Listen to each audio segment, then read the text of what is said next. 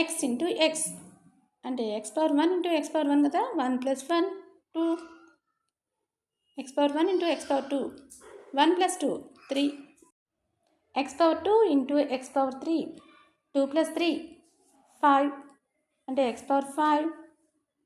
Next one X power 2 into X plus 2 distributive property apply చేద్దాం. X square into X X cube plus X square into 2 X square. Next one కూడా distributive property. X అంటే X power 1 and x power 1 అని తీసుకోండి. X into X x square plus x into x square y అంటే x cube why.